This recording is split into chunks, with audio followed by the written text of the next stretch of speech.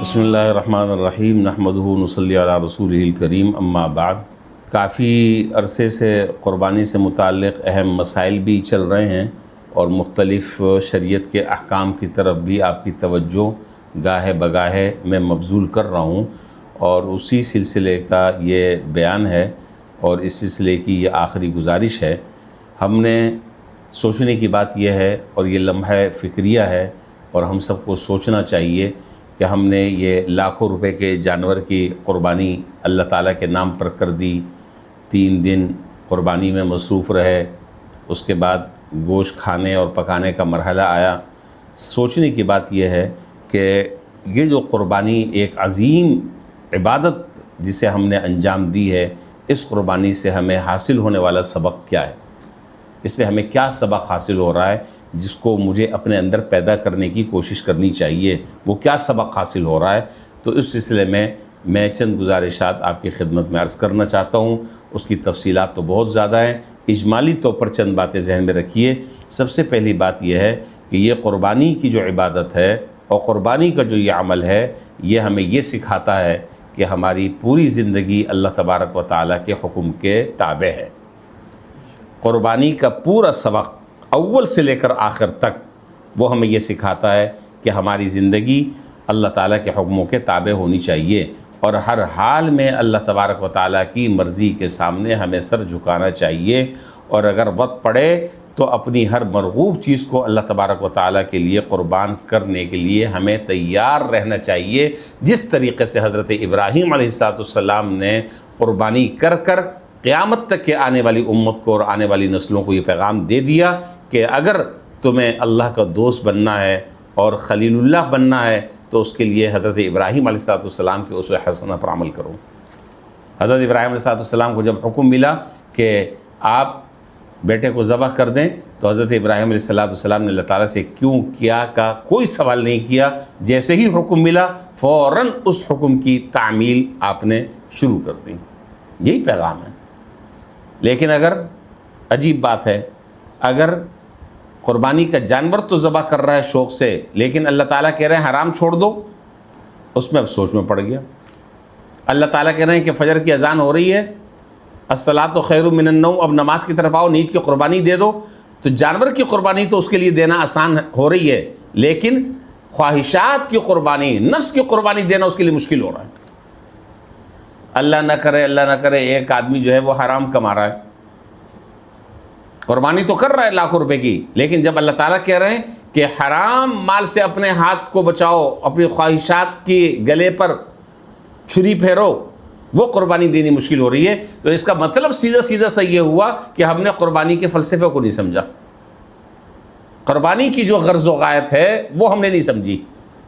تو سب سے پہلی بات میں نے عرض کی کہ اس بات کا عہد ہے زبان سے بھی، عمل سے بھی، قول سے بھی، فعل سے بھی، کہ ہم اپنی زندگی کو اللہ تعالیٰ کے حکموں کے تابع کریں گے انشاءاللہ۔ بول دیں انشاءاللہ۔ انشاءاللہ جیسے اللہ تعالیٰ کا حکم ہوگا ہم تو بندے ہیں، جیسے اللہ تبارک و تعالیٰ کا حکم ہوگا ہم اپنی آرزوؤں کو قربان کر دیں گے، اپنی خواہشات کو قربان کر دیں گے اللہ تعالیٰ کے حکم کے آگے۔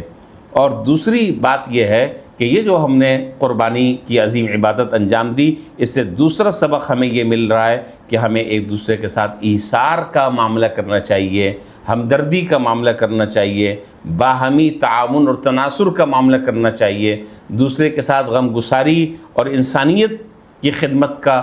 ہمارے اندر حوصلہ پیدا ہونا چاہیے۔ اگر اس قربانی کے عبادت سے یہ سبق بھی ہم نے حاصل کر لیا کہ دوسرے مسلمان کی تکلیف وہ میری تکلیف ہے، دوسرے مسلمان کا دکھ اور درد میرا دکھ اور درد ہے، دوسرے مسلمان کی پریشانی میری پریشانی ہے، تو سمجھ لیں کہ قربانی کے فلسفے کو ہم نے سمجھ لیا۔ تیسری بات یہ ہے کہ حضرت ابراہیم علیہ السلام کی پوری زندگی مسلسل قربانیوں کا تسلسل ہے، جس میں جگہ جگہ آپ کو ایثار نظر آئے گا، آپ کو اخلاص نظر آئے گا، آپ کو صدق کے وہ نمونے نظر آئیں گے جو ایک سچے اور مخلص دوست کے اندر پائے جاتے ہیں۔ حضرت ابراہیم علیہ السلام کی زندگی میں آپ کو یہ چیزیں نظر آئیں گی۔ اسی طریقے سے ہمارے دلوں میں یہ احساس پیدا ہو جائے، یہ علم اور یہ معرفت